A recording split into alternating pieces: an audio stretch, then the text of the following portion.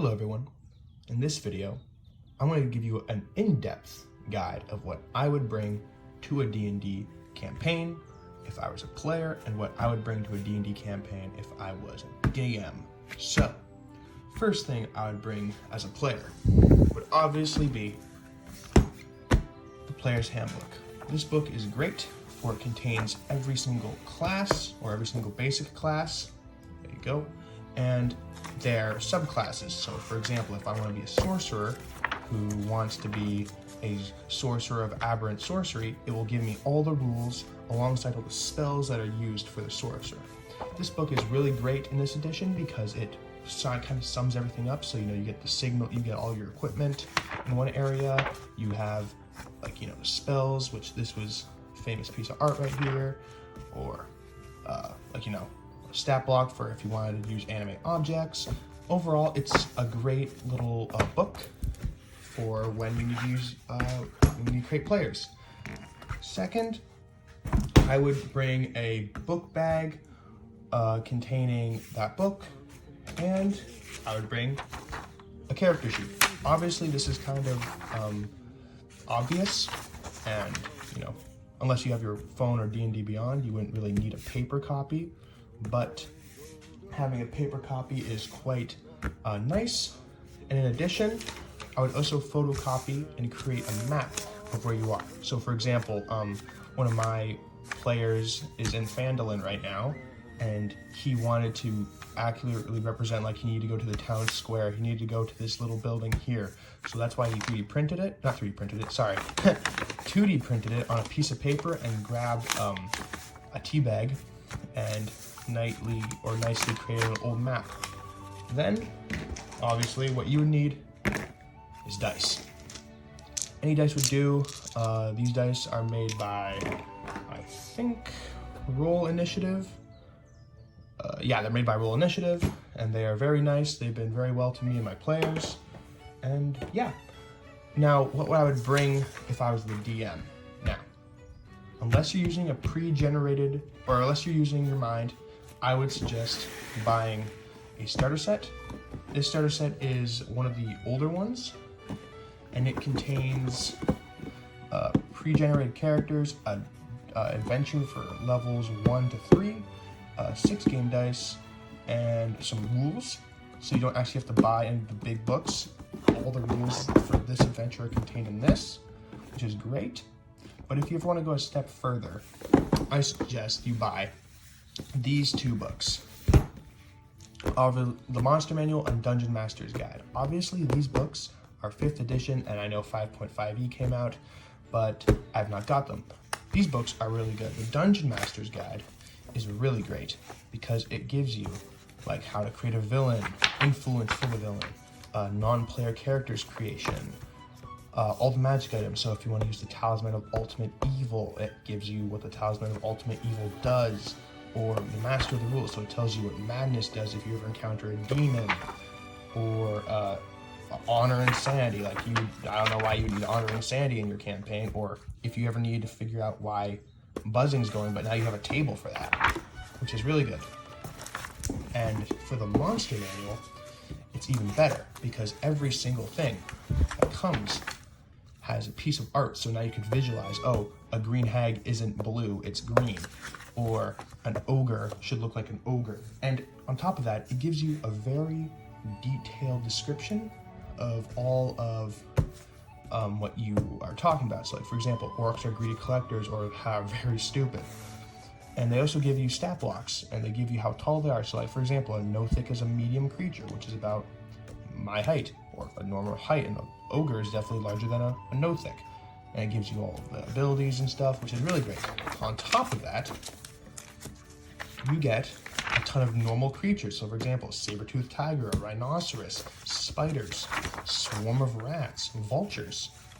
And if we head back to the start, it tells you what types these are, how much they fill up. So if you're ever using good old miniatures, it can tell you, a medium creature would take up 5 by 5 feet, which would be either an orc or a werewolf, and then something gargantuan like a kraken or a purple worm would take up 20 by 20 feet. So it just gives you a bit of base to start off, and also the health stuff, which is really good. Now, unless you are fine with all those, but you want to continue, I suggest you pick up Volo's Guide to Monsters.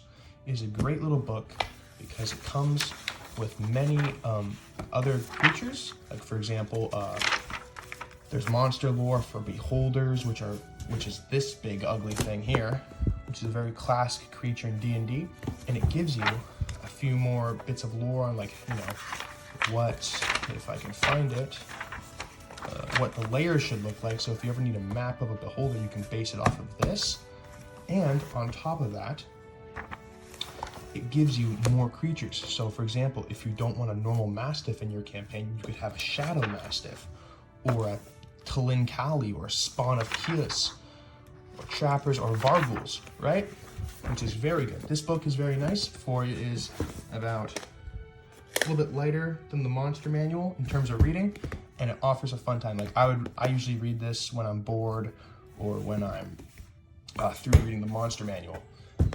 Now, for a next thing you should bring, if you don't want to use your imagination, is a D&D adventure. Now, Out of the Abyss is notorious for being very complex for new DMs, so then I should suggest, hold up,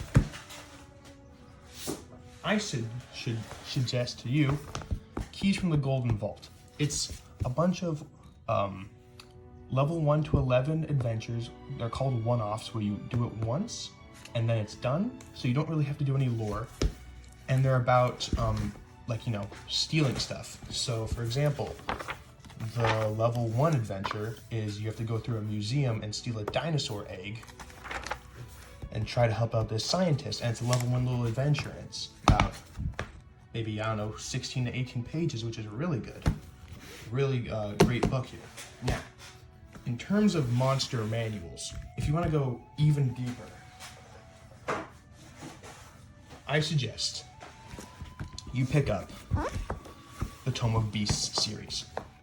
These are the pocket edition, so they're a little bit smaller in size, but don't let that fool you. These books come with the exact same amount in the standard edition, and it just adds a bit more depth to your adventure. So if you want a Clockwork Abomination, you could have a Clockwork Abomination, or an Ash Drake, or a Militar. Heck, even a squirrel that casts spells. Each of these books can fit in a book bag, which is quite fine, and it is quite good. Now, what you're going to want next is a DM screen.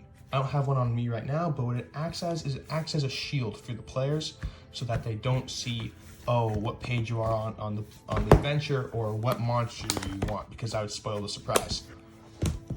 The next thing you would want is, if you're using physical, like, you know, models, a battle mat, which is this thing right here. This battle mat I got for Christmas.